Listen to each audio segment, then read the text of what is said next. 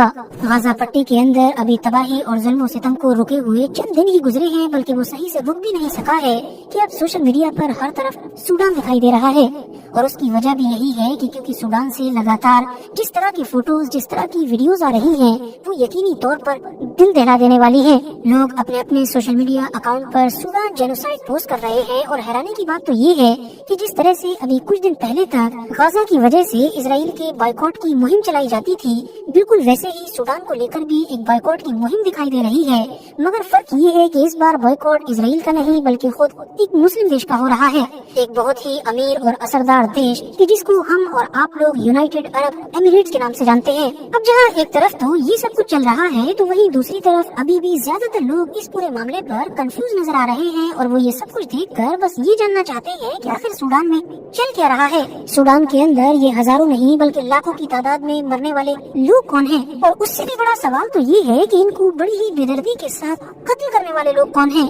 और इस पूरे मामले में मतलब सूडान की जो कहानी है उसमें यूएई का और खास तौर से यूएई का जो गोल्ड है मतलब कि सोना है, उसका क्या एंगल है? इन सारे ही सवालों के जवाब जानने की कोशिश करते हैं आज के इस वीडियो में। सबसे पहले तो आप लोग जरा इस नक्शे को देखिए। दुनिया में यहाँ पर मौजूद है वो देश कि जिसको हम लोग सूडान कहते हैं। वैसे तो अभी भी एरिया के हिसाब से ये देश अच्छा खासा बड़ा है, मगर आज से कुछ साल पीछे जाएं तो ये देश और भी बड़ा हुआ करता था। मगर फिर इसके दो टुकड़े हो गए और नीचे का जो हिस्सा था वो एक अलग देश बना कि जिसको साउथ सूडान कहा जाता है। मुस्लिम मेजोरिटी वाले इस देश की अब अगर इतिहास पर नजर डालें तो 1956 से पहले ये देश भारत की तरह ही अंग्रेजों के कंट्रोल में हुआ करता था। 1956 में इस देश को आजादी तो मिल गई, मगर आजादी मिल जाने के बाद भी शायद डेमोक्रेसी इसकी किस्मत में लिखी हुई नहीं थी। क्योंकि हुआ ये कि तब से लेकर अब तक लगातार ये देश उथल पुथल का ही शिकार रहा है। जब भी यहाँ पर इलेक्शन होता है, कोई गवर्नमेंट चुनी जाती है, तो हमेशा ही इस देश की ताकतवर आर्मी का जो जनरल होता है वो नमोदार होता है और हुकूमत पर कब्जा कर लेता है।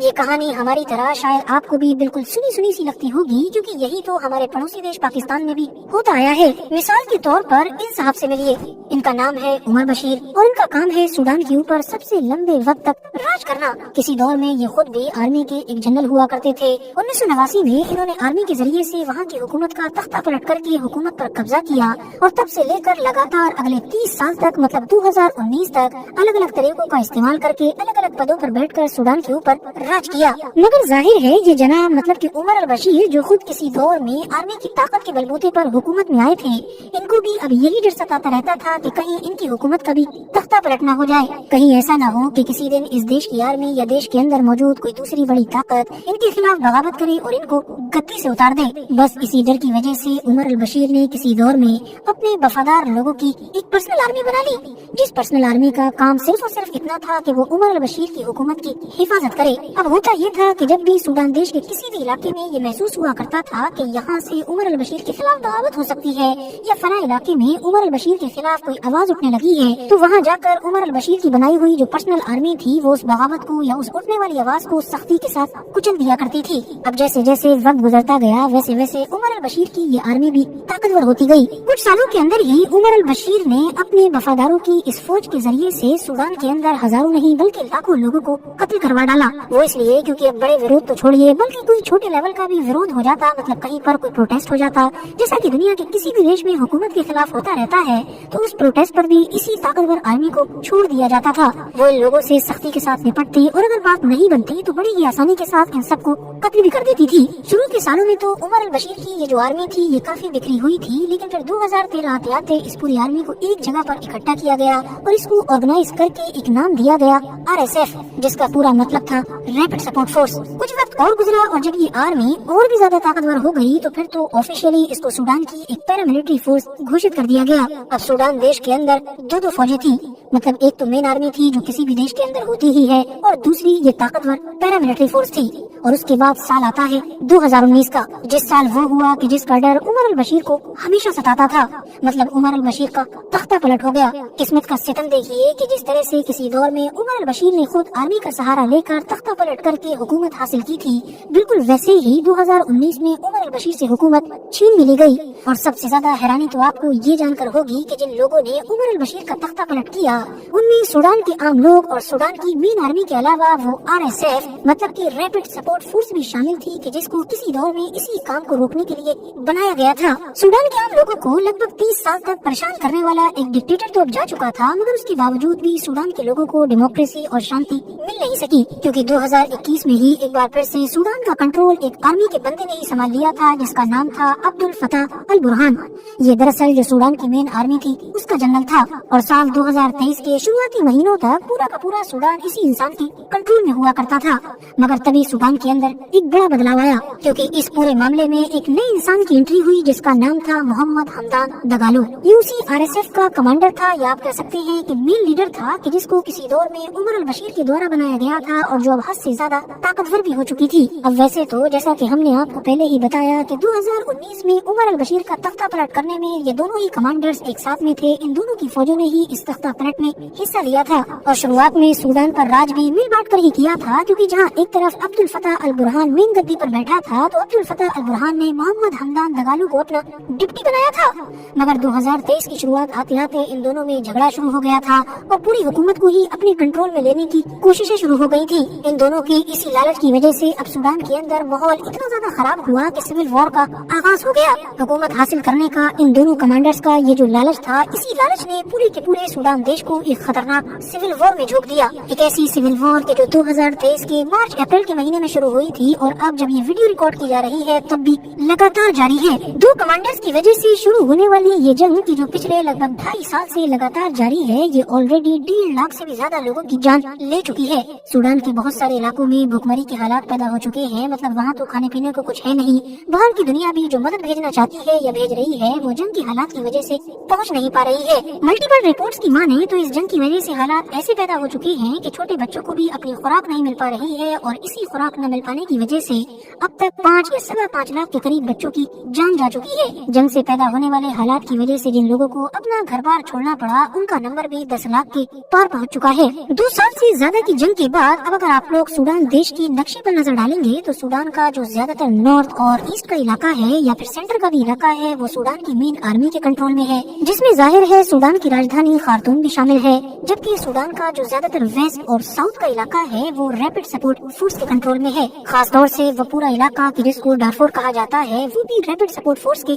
कंट्रोल में आ चुका है। और अब पिछले कुछ दिनों से अचानक से सूडान जो हर तरफ चर्चाओं में आ गया है उसकी वजह भी इसी इलाके में पड़ने वाला एक मशहूर शहर अल फाशिर है, जिसको हासिल करने के लिए RSF ने पिछले 18 महीने से इस शहर का घेराव कर रखा था और 2025 के अक्टूबर के आखिरी दिनों में RSF आखिरकार जब इस शहर को हासिल करने में कामयाब रही तो फिर उसने शहर के अंदर घुसकर वो सब कुछ किया कि जिसको देखकर दुनिया के ज्यादातर देशों की ह्यूमन राइट ऑर्गेनाइजेशंस की, UN की, मानो सबकी चीखें निकल गई, क्योंकि अलग अलग रिपोर्ट्स ये दावा कर रही हैं कि इन लोगों ने शहर हासिल करते ही अंदर जाकर अंधाधुंध कत्लेआम मचाया। निहत्ते आम लोगों को बड़ी ही बेदर्दी के साथ कत्ल किया गया, लूटपाट किया गया और न जाने कौन कौन से क्राइम्स किए गए। इस शहर के जो सैटेलाइट इमेजेस वायरल हो रहे हैं उसमें भी क्लियरली देखा जा सकता है कि शहर की सड़कों पर या बाकी खुली हुई जगहों पर लोगों की लाशें नजर आ रही हैं या फिर लाशों के टुकड़े नजर आ रहे हैं। अब आखिर में सवाल ये खड़ा होता है कि UAE मतलब कि यूनाइटेड अरब एमिरेट्स का इस पूरे मामले से क्या लेना देना है। तो दोस्तों बात ये है कि 2023 में जब ये सिविल वॉर शुरू हुई थी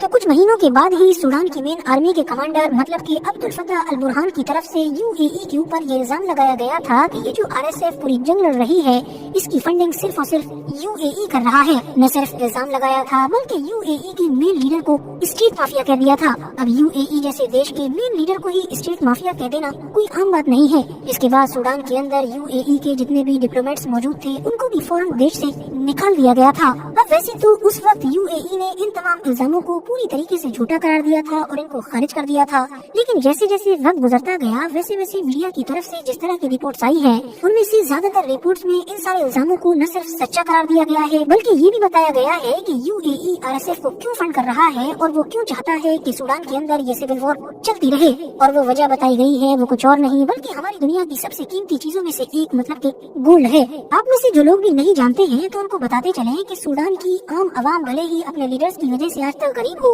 मगर सूडान की गिनती पूरे अफ्रीका के उन 2-3 देशों में की जाती है जिनके पास सबसे ज्यादा सोना मौजूद है। बल्कि सही ये होगा कि हम कहें कि जिस देश की जमीन के नीचे सबसे ज्यादा सोना मौजूद है और यहीं से इस मामले में यूनाइटेड अरब एमिरेट्स की एंट्री हो जाती है। अब यहाँ पर एक और भी नोट करने वाली बात ये है कि सूडान का ज्यादातर सोना उसकी जमीन के उस हिस्से में मौजूद है कि जो शुरू से ही RSF के कंट्रोल में रही है। अब जाहिर सी बात है RSF की हुकूमत दुनिया में रिकॉग्नाइज तो है नहीं, तो रिपोर्ट्स के मुताबिक अब UAE करता ये है कि RSF से वो तमाम सोना लीगली या इलीगली बहुत सस्ते दामों पर लेता रहता है और फिर उसको किसी भी तरीके से UAE पहुंचाया जाता है और सूडान से हद से ज्यादा कम दामों पर हासिल किया गया ये सोना UAE की मार्केट में उतरते ही न सिर्फ पूरी तरीके से लीगल होता है बल्कि इसके जो रेट होते हैं वो भी वही होते हैं जो बाकी दुनिया में चल रहे होते हैं। अब पिछले कई सालों से लगातार चल रहे इस नेटवर्क के लिहाज से देखा जाए तो इसमें सबसे ज्यादा घाटा सूडान के आम लोगों का हो रहा है। सबसे ज्यादा फायदा जाहिर है यूनाइटेड अरब एमिरेट्स का हो रहा है, मगर जहाँ तक सवाल बीच में मौजूद RSF का है तो उसको इसी गोल्ड के सहारे ही फंडिंग मिल रही है।